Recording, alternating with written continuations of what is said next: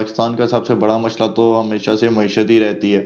तो अगले 3 सालों में हमने तकरीबन देने हैं 75 अरब डॉलर कर्जा। तो सर क्या हम ये दे पाएंगे या फिर हम डिफॉल्ट हो जाएंगे, क्या कहते हैं आप इसमें? नहीं देखिए, डिफॉल्ट जब डिफॉल्ट काफी अरसे से लोग कह रहे हैं कि हम कभी सुनते थे जी अभी हो रहा है, कभी सुनते हैं तब हो रहा है, कभी सोचते हैं। देखिए डिफॉल्ट हम इतनी आसानी से नहीं करेंगे। उसकी वजह ये है कि एक तो हमारे मुल्क के बहुत सारे जो है वो अवाम बाहर है। कोई पाउंड भेज देता है, कोई डॉलर भेज देता है, कोई दिनार भेज देता है, कोई लिया भेज देता है, कोई कुछ कोई कुछ। तो उधर से काफी हद तक आ जाता है हमारे को। और दूसरा तरफ अब तो जो रीत चल पड़ी है सर, वो तो बड़ी सिंपल है। वो नहीं सोचते कि अली भाई क्या करेंगे, वो नहीं सोचते कि अरसलान भाई के बच्चे कहाँ से पलेंगे, वो नहीं सोचते जी कि हामिद मीर की क्या तनख्वाह है, वो नहीं सोचते जी कि काशिफ अब्बासी कैसे सर्वाइव करता है। उन्होंने एक ही काम रख लिया जी कि चुप के रखो। ठीक है, चाहे एक सिगरेट की डब्बी 250 की थी और उसको 500 पे ले गए। ठीक है, डबल कीमतें करनी पड़ी, कर दो, लेकिन इन्हीं से लेकर दे दो। तो ये जो रीत चली है उनकी, उन्होंने तो छुरी बिल्कुल जो आप समझ लें कि छुरा हाथ में रख लिया है। ठीक है, कि अवाम को अगर काटना भी पड़ा तो काट देंगे, कोई बात नहीं, उधर से लेते जाओ, इनको मारते जाओ और वापस देते जाएंगे। ऐसे ही चलता रहेगा मेरे ख्याल से, अगर इनकी हुकूमत वापस आ जाएगी, ऐसे ही लग रहा है कि यही वापस आएंगे।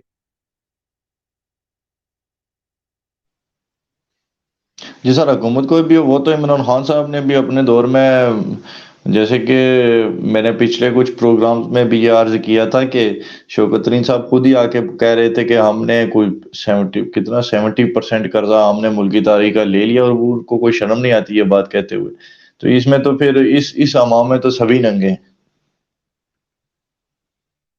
नहीं देखें, आप हमेशा ये 70% की बात करते रहते हैं। ये देखें, आम बंदे को आम बंदे को कैप्सूल देने के लिए तो आपकी बात ठीक है, लेकिन आप शायद भूल रहे हैं, वो पूरा प्रोग्राम देखिएगा कभी, कि उस उन दिनों शोर डला हुआ था जी कि पाकिस्तान की हिस्ट्री के अंदर किसी ने इतना कर्जा नहीं दिया जितना इमरान खान ने ले लिया।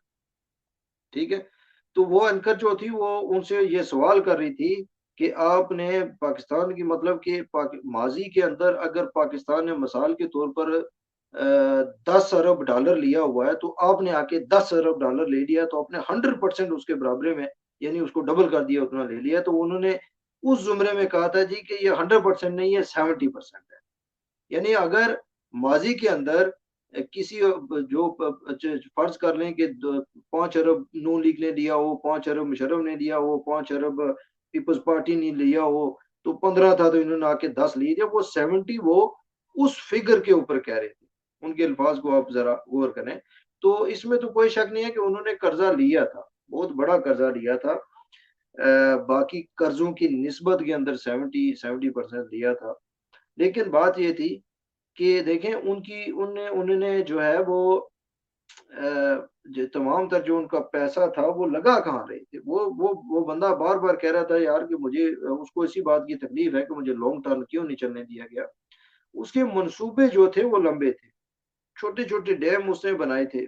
ठीक है, और आप देख लें कि पुलिस के अंदर उसने कितनी ज्यादा जो है वो नए बंदे उसने डाले थे। क्यों? क्योंकि वो चाहता था कि इंसाफ का प्रोसेस जो है वो तेज हो जाए।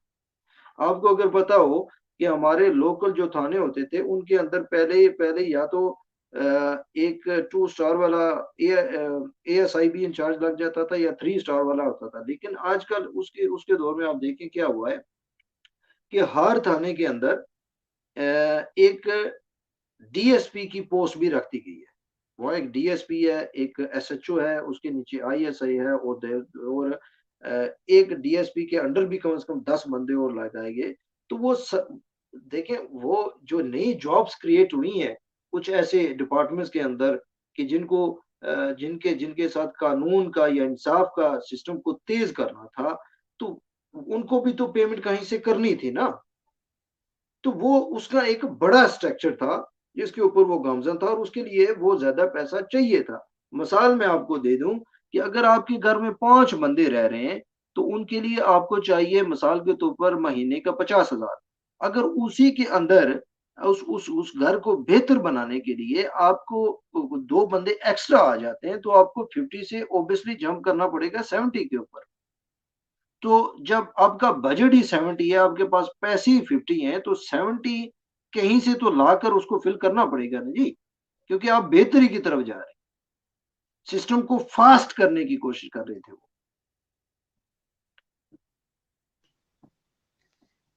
जी सर, सही है। मैं आपकी बात से इत्तेफाक तो नहीं करता, लेकिन बात ये है कि जो सिस्टम रुका हुआ हो ना, उसको पहले चलाना पड़ता है। वो चल जाए, फास्ट की बात बाद में आती है। आपकी बात अगर मैं मान भी लूँ, तो इस पे दूसरी तरफ का बयानिया यही है। पहली तो बात यह है कि सर, यहाँ पे लोकल थानों में हर थाने का इंचार्ज डीएसपी सीएसपी कोई नहीं लगा हुआ।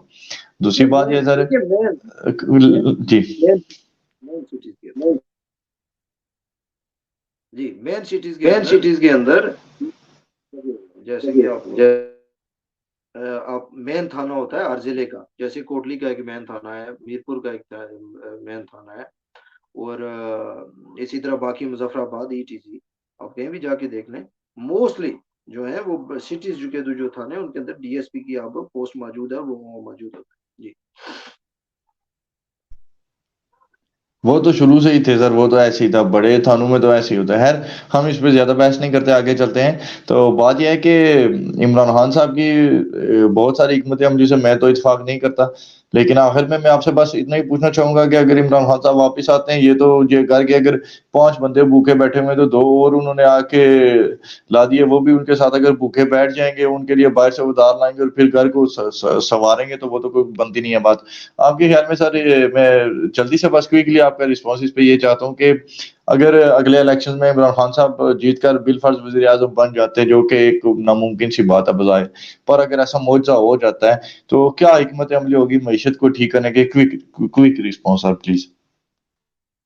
देखिए, जो बात मुमकिन ही नहीं उसके ऊपर क्या शोर डालना और क्या बात करनी। चलें जी, सही हो गया। तो आज मैं एक मुबारकबाद पेश करना चाहूँगा कि इमरान खान साहब के हक में हमेशा बात करने वाले सहाबी सहाबी हजरात भी अब ये मान रहे हैं कि इमरान खान साहब वज़ीर आज़म नहीं बनने वाले। चलें, कम से कम किसी ने मान तो लिया। तो आपके कुछ क्लोजिंग रिमार्क्स अगर हों तो आप देना चाहें तो आप दे लें सर, फिर क्लोज करते हैं इसको। नहीं, बस मैं इतना ही कहूंगा, अगर अगर कोई मुझे को सुने या मुझसे कोई इत्तेफाक करे, तो इनसे, इस अवाम से यही अपील है कि डरना छोड़ दो। वो एक मशहूर मुहावरा था, जो डर गया वो मर गया। मैं लोगों से कहूंगा कि इसको थोड़ा सा इसके ऊपर सोचा करें कि कहने वालों ने ये बात क्यों कही है कि जो डर गया वो मर गया। डरना छोड़ दो, जीना सीख जाओगे। डरना छोड़ दो, मरना मरोगे नहीं। डरना डरना छोड़ दो, तरक्की कर जाओगे। डरना छोड़ दो, देखो तुम्हारी तकदीरें कैसे बदल। ये डरना छोड़ दो बस।